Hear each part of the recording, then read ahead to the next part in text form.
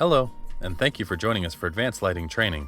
In this video, we will delve into the color of light and how the color of light affects our perceptions of light.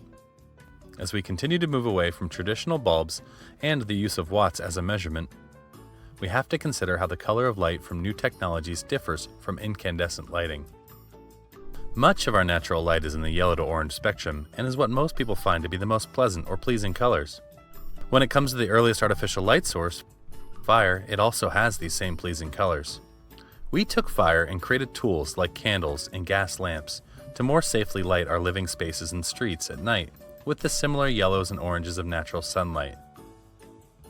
And when Edison created the first successful incandescent light bulb, basically burning a filament within a glass sphere, it also had a yellow or orange light. For most of us, we find warm lighting colors to be the most pleasing. And most of us have grown up with artificial lighting with warm colors. The warmth of these yellow and orange hues tend to make interiors feel inviting and also enhances the look of food and even people.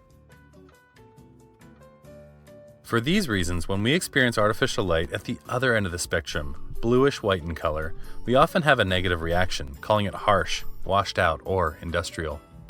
Fluorescent lighting is one of the early attempts to create a more energy-efficient artificial light source. An example of this is arc discharge technology that was first created in the late 1930s but came to prominence during World War II. The first versions of this fluorescent light created a horrible color of light that had no relation to natural light. For the first time, artificial light displayed an unnatural correlation, and we were placed in a bluish-white environment at night. So this is why many people find the color of fluorescent lighting unpleasant, calling it harsh, washed out, and industrial. LED technology has been around for almost 100 years, and it's currently the most likely candidate to replace incandescent bulbs. But it has suffered from the same light problem as fluorescent lights. In its early phases, it was bluish and very unappealing. As the technology improved, it now produces a very white light, and with filtering can produce almost any color imaginable. Because LED lighting can reproduce almost any color, LED bulbs and fixtures can be made to approximate the color of light emitted by traditional incandescent bulbs.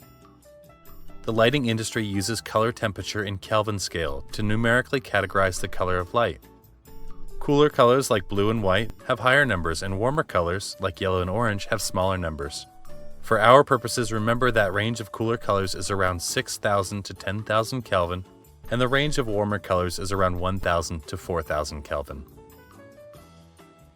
Color Rendering Index, or CRI, defines how well light interprets color. It's a ranking from 0 to 100, with 100 being the best and 0 defining no color, essentially black and white.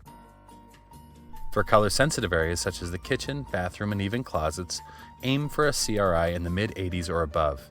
If doing non-color sensitive areas, such as cove lighting, tray ceilings, or toe kick lighting, you can slip down into the 70s, but in no instances should you go below 70. This series of photos should help you understand the value of specifying the correct combination of color temperature and CRI. In the first image, 4000 Kelvin LED is used with a low CRI.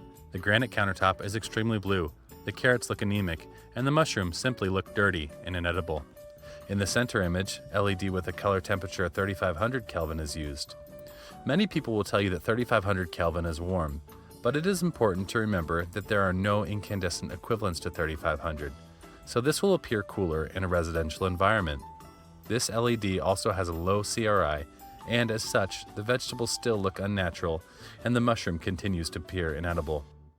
In the third picture, LED with 3000 Kelvin is used along with a CRI of 90. Finally, the granite countertop looks correct, and the vegetables are the correct color, even the mushroom. Poorly selected lighting will have an adverse effect on the items on the countertop. It will make foodstuffs look unnatural, spoiled, and unappetizing. With under-cabinet lighting, it is easy to make a great new kitchen look horrible simply by selecting bad lighting. To determine the color of light emitted by any new technology in a bulb or light fixture, refer to the lighting facts chart on the back of the packaging.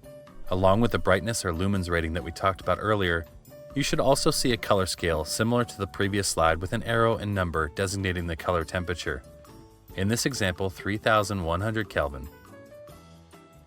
To most closely approximate the warmth of color of incandescent lighting, it is recommended to stay within the 2700 to 3000 Kelvin range. Color accuracy and color rendering index should also be considered in conjunction with color temperature to determine the best lighting for your space.